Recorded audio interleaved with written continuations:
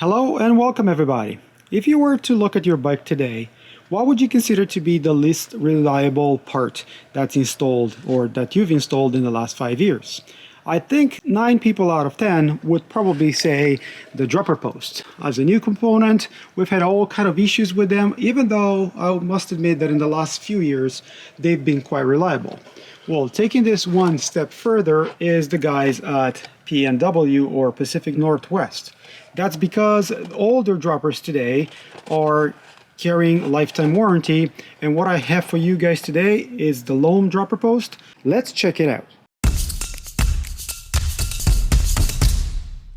I always applaud the companies that use recycled material for their packaging, and the only things that are important on this box is the manufacturing. This is made in Taiwan, and this is the only label where you see that this is a 31.6 dropper 125. And as you open the box, ta-da, here's the dropper.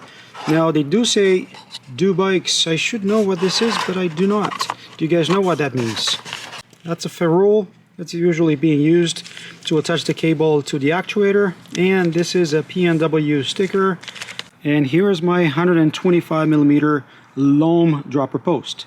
Now the very first thing you're going to notice on this is the weight, and I did buy it for its weight as one of the primary considerations.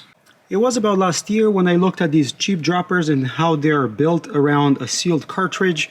That's a Bontrager one, but this one is a Tranz-X, and you know what? Most of these dropper posts apparently either OEM or license the design, or they're made by Tranz-X.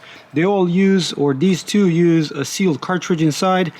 That's not necessarily the case with my Loam dropper post, because on this one I can adjust the internal pressure of the dropper. If you look at the pricing for this dropper, you're going to see that it's very comparable with something like a 1-Up, but just by holding it, this feels better quality. It's a newer design, that's for sure, and the most important part of it is maybe this, the rubber band that you can customize in different colors. Look at this, you pay like 10 bucks and you can make this one of the several colors that they have to offer.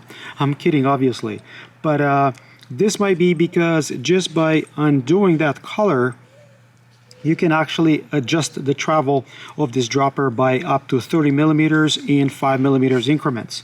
They call that the RAD Travel Adjust. That is specified here on the tube. You can see the actuator at the bottom. That's where you're going to need this. And as you go up, you're going to see the size. This is 31.6. They also have the 30.9 and 34.9. 125, they have droppers all the way to 200. And then the insertion marks and the max insertion is mentioned over here by that tiny line. At the top, you're going to have all kind of information.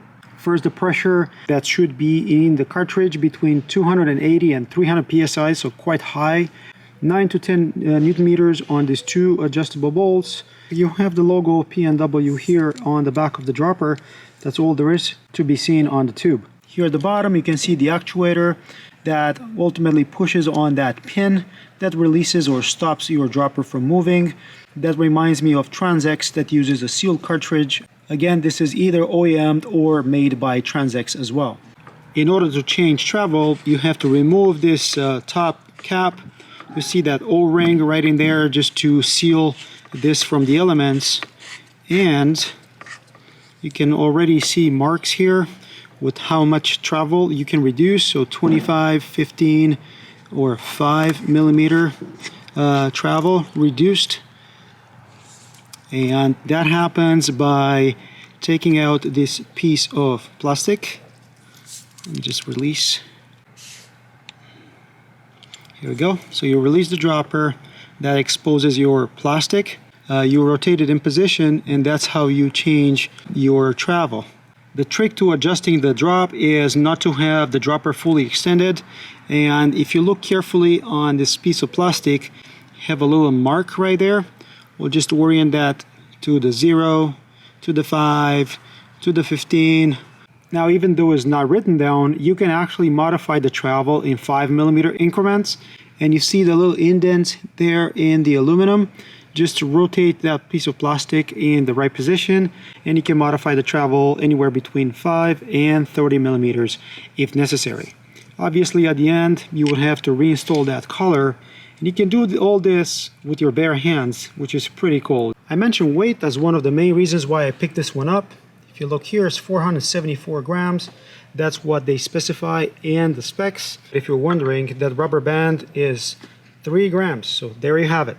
And the other reason why I picked this was lifetime warranty. Now the Loam dropper is not the only one that gets the full lifetime warranty. Their entire lineup gets that.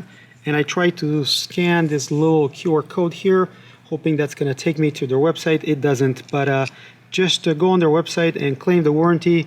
This is for the original owner only. And I have to admit that I first heard about PNW from their dropper post levers. Well, in this case, I'm not going to use their lever, but they are universal, so they should work with any dropper lever that you like. This is a Bond Trigger one. In my case, I'm going to use it with the Shimano dropper post levers that I reviewed on my channel. This is the cheapo Dior, but I also have the MT800, this being the XTR version of that. So for installation, get a good universal remote, use a good set of cables, inner and outer.